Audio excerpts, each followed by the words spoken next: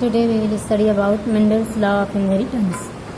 In last lecture, we have studied about the monohybrid and dihybrid crosses. On these two crosses, Mendel forms these three laws that are called as laws of inheritance. In which the first law is law of dominance. Law of dominance.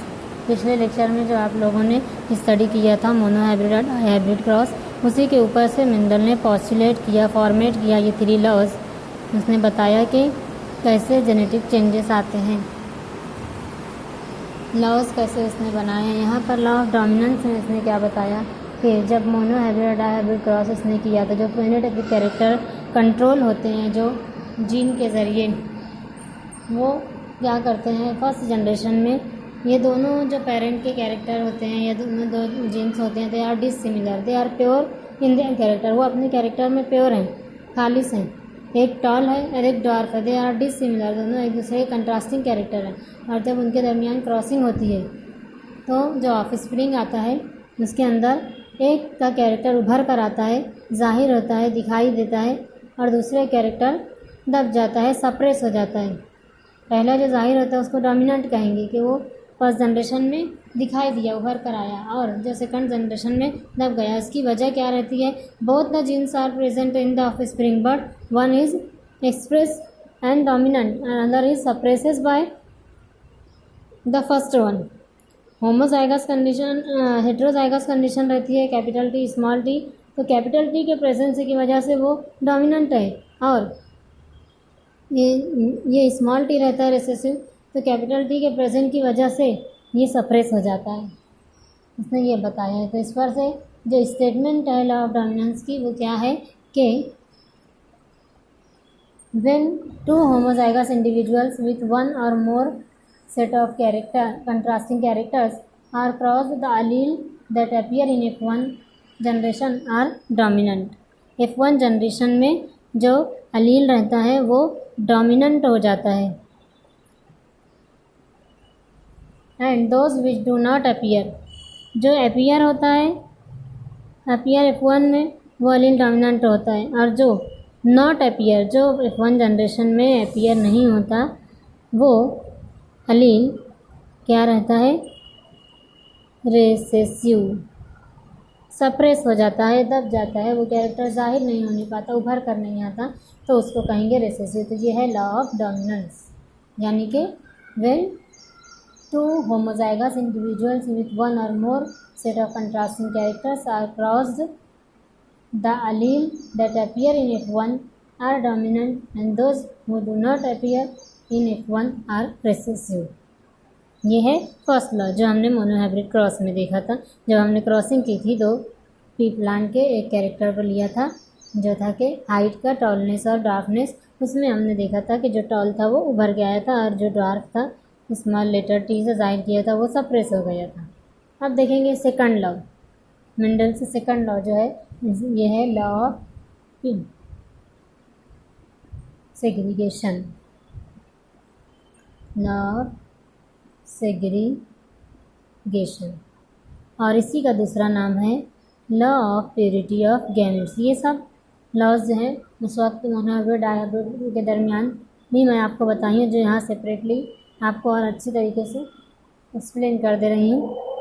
Law of gamete है ना, purity of gamete, ये इसका second law है. अब इसमें क्या बताया Mendel ने कि जब F1 हाइब्रिड की अनसेल्फिंग होती है, अनसेल्फिंग यानी दोनों जो है उसी से क्रॉस कर देते हैं जो ऑफस्प्रिंग आता है F1 का. अब वो कंडीशन हेटेरोजाइगस कंडीशन होती है. हेटेरोजाइगस कंडीशन में जब गैमेट फॉर्मेशन का टाइम आता है तो गैमेट फॉर्मेशन में क्या होता है कि eight the time of gamete formation gamete हमेशा प्योर रहते हैं और होमोजाइगस रहते हैं, इसीलिए वो सेग्रीगेट हो जाते हैं, वो सेपरेट हो जाते हैं, अलग अलग हो जाते हैं. कैसे रहेगा? जो F1 हाइब्रिड है वो क्या है? कैपिटल टी स्मॉल टी है ना, और इसका जब गैमेट बनता है तो ये ऐसे सेपरेट होते हैं, कैपिटल टी स्मॉल टी, एक दूसरे से अलग हो जाते हैं, मिक्स नहीं होते, ब्लेंडिंग नहीं होते हैं, और कोई एक नहीं आता है गैमेट में, गैमेट होमोजाइगस हो कि हेट्रोजाइगस हो at the time of gamete formation, ये अपने कैरेक्टर में प्योर होते हैं। होमोजाइगस कंडीशन में chromosome number reduce to half होता है, हेट्रोजाइगस कंडीशन में क्रोमोसोम नंबर सेम ही रहता है और पूरे का पूरा आता है। जिस तरीके से ये गैमेट सेग्रीगेट सेपरेट हो जाते हैं, तो इस बेसिस पर उसने सेकंड लॉ बनाया था, लॉ ऑफ सेग्रीगेशन। अब स्टेटमेंट क्या है लॉ ऑफ सेग्रीगेशन का? The law states that when hybrid F1 hybrid forms gamete, the alleles segregate from each other and enter in different gametes, है ना। The gametes are formed are pure, वही चीज़ जो मैं आपको बताई। लॉ क्या state कर रहा है कि when F1 hybrid forms gametes, the alleles segregate from each other and enter in different gametes, और वो दूसरे में हर एक अलग अलग रहेगा और वो दूसरे से मैच भी हो सकता है, दूसरे से पेयरिंग बना सकता है। The gamete formed are pure in that and they carry only one allele of each, हमेशा वो एक ही अलील रहेगा उसके अंदर, आइदर डोमिनेंट अलील और रिसेसिव अलील, है ना। इसलिए इस बेसिस पर जब वो सेपरेट हो जा रहे हैं और या तो डोमिनेंट रहेगा या रिसेसिव रहेगा और दोनों अपने कैरेक्टर में प्योर रहेंगे, है ना, मिक्स नहीं होंगे और किसी के ऊपर डिपेंड नहीं रहेंगे, तो ये रहेगा law of purity of gamete. हर एक अपने आप को खुद शो करेगा तो उसकी प्योरिटी वहाँ दिखाई देगी, law of purity of gamete. ये इसका सेकंड लॉ है मेंडल का। क्या दिखा रहा है? Gametes are segregate at the time of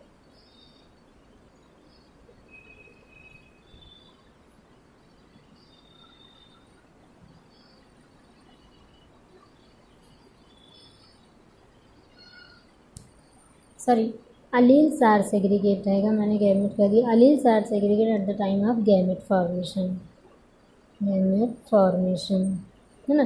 gamete बनने के टाइम alleles जो होते हैं वो सेग्रीगेट हो जाते हैं, कोई किसी से मिक्स नहीं होता, हर एक प्योर होता है अपने कैरेक्टर में, अपना कैरेक्टर खुद शो करता है, जिसकी वजह से उसका दूसरा नाम है law of purity of gamete. अब यहाँ देखेंगे मेंडल का थर्ड लॉ। थर्ड लॉ क्या है? Law of independent assortment. Independent assortment में क्या बताया? इंडिपेंडेंट यानी आज़ाद, असॉर्टमेंट यानी कि पेयरिंग करना, जोड़ी बनाना। यहाँ पर क्या रहेगा? ये डाई हाइब्रिड क्रॉस जब उसने की, उसकी जो F2 जनरेशन उसको मिली, उसमें उसको समझ में आया कि F2 जनरेशन में जो प्लांट होते हैं वो क्या करते हैं, सेग्रीगेट होने के बाद ये अपनी पेयरिंग दूसरे से भी बनाते हैं, यानी कि ये फिक्स नहीं होता है कि जो अलील जिसके साथ था वो उसी के साथ रहेगा। हर एक अलील जो है वो आज़ाद होता है, कि कोई किसी के ऊपर मुनहसिर डिपेंड नहीं होता है, हर एक आज़ाद होता है, दूसरे के साथ भी पेयरिंग बनाता है। तो वहाँ पर जो हमने डाई हाइब्रिड क्रॉस में लिया था, सीड का कैरेक्टर लिया था येलो राउंड और ग्रीन रिंकल्ड, तो हमको क्या मिले थे? 3 प्लांट ऐसे मिले थे जो येलो के साथ रिंकल्ड मिले थे और ग्रीन के साथ राउंड मिला था, उलट हो गया था, एकदम न्यू कैरेक्टर मिला था। तो यहाँ पर क्या बताया है कि गैमेट्स जो होते हैं वो इसके अंदर अलील जो होते हैं, अलील्स आर इंडिपेंडेंट, है ना, ये इंडिपेंडेंट होते हैं और ये दूसरे के साथ भी पेयरिंग कर सकते हैं और गैमेट बना सकते हैं, किसी के ऊपर मुनहसिर नहीं रहते। और जब उसने डाई हाइब्रिड क्रॉस किया था और ये लॉ उसको मिला था, तो वहाँ रेशो मिला था 9:3:3:1, वो फिनोटाइपिक रेशो मिला था जिसमें 3 जो आए थे दोनों न्यू कॉम्बिनेशन के नए टाइप के कैरेक्टर्स मिले थे, ना वो फादर से मैच होते थे ना मदर से मैच होते थे। जो प्योर कैरेक्टर लेकर हमने क्रॉसिंग स्टार्ट की थी, दोनों से बिल्कुल अलग होकर उनसे हट कर नया मिलता है यहाँ पर कैरेक्टर, यानी कि कोई किसी के ऊपर डिपेंड नहीं होता है और दूसरे से भी पेयरिंग कर सकता है। तो इस पर से उसने थर्ड लॉ बताया था, statement of law of independent assortment. इसका जो स्टेटमेंट है जो थर्ड लॉ का, वो क्या है कि when hybrid possessing 2 or more pair of contrasting factors or alleles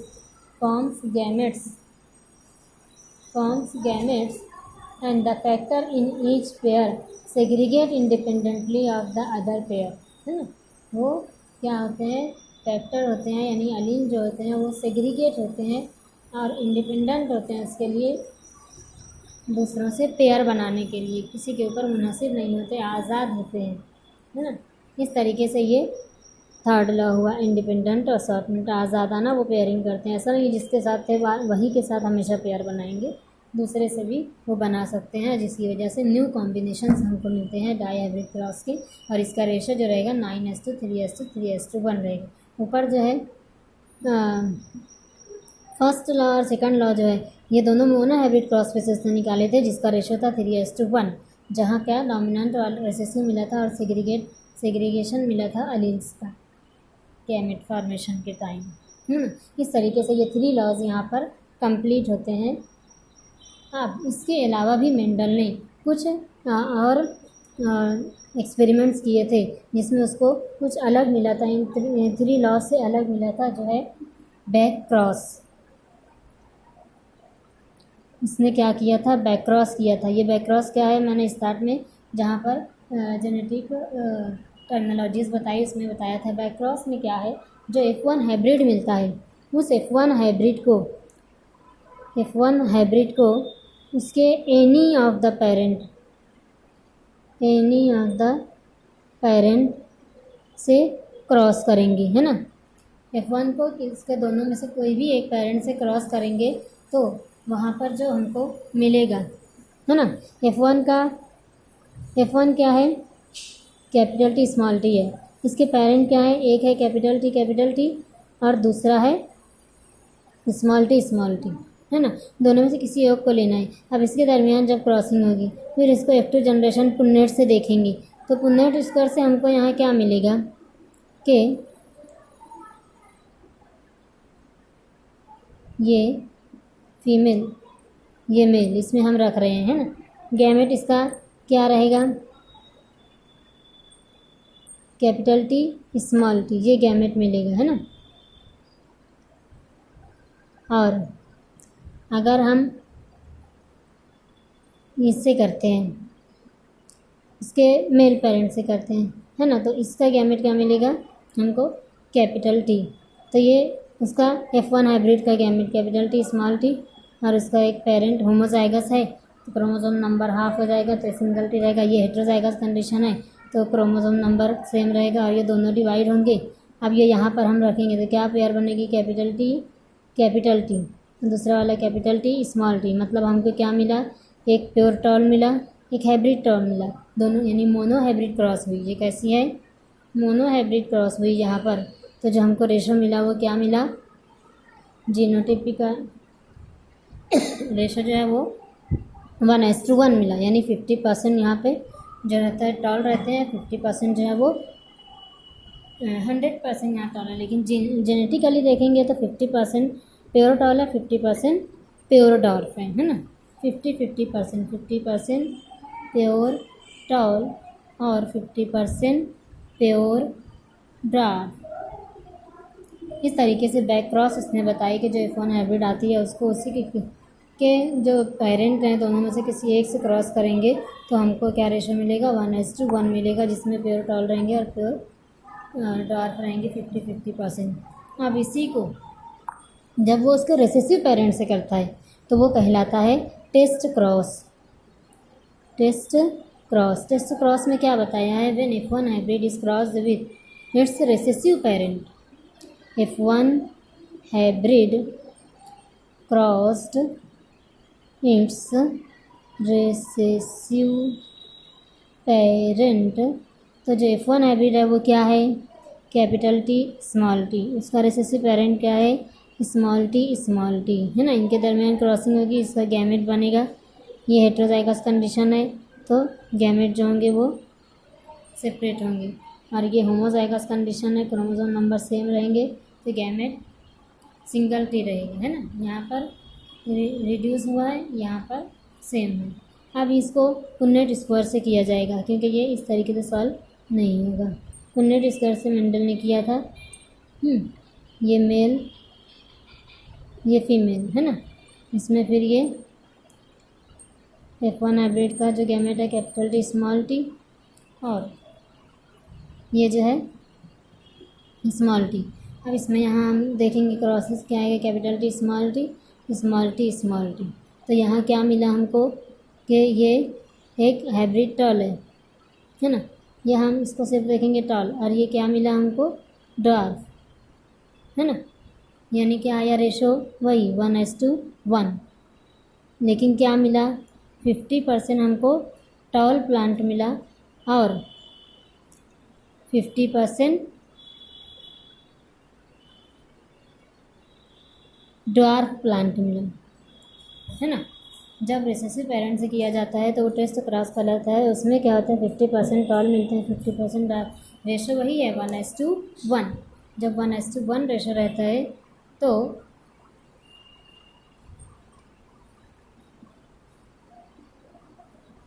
ratio रहता है तो ये टेस्ट क्रॉस है और ये बैक क्रॉस है। ये मेंडल के कुछ सेपरेट एक्सपेरिमेंट्स हैं, है ना। इस तरीके से यहाँ पर ये मेंडल के जो एक्सपेरिमेंट्स हैं वो कंप्लीट होते हैं और इसकी प्रोसेस कंप्लीट होती है। इसी के ऊपर से आज तक सब ने रिसर्च की है। ये इसके आगे का जो टॉपिक है डेविएशन देखेंगे। मेंडल के जो लॉज है, इन्हीं 3 लॉज पर पूरा जेनेटिक्स बेस है, इसीलिए उसको फादर ऑफ जेनेटिक्स कहा गया है, जो कि कभी चेंज नहीं हुआ। उसके सिर्फ और फर्दर रिसर्चेस जो साइंटिस्ट ने की है, इसमें क्या बताया कि कुछ थोड़े से मॉडिफिकेशंस आते हैं, लेकिन वो मेंडल से थोड़ा सा हट कर आते हैं, जिसको न्यू मेंडलिज्म कहेंगे, और जो कि रॉन्ग नहीं है। इसको नेक्स्ट लेक्चर में स्टडी करेंगे।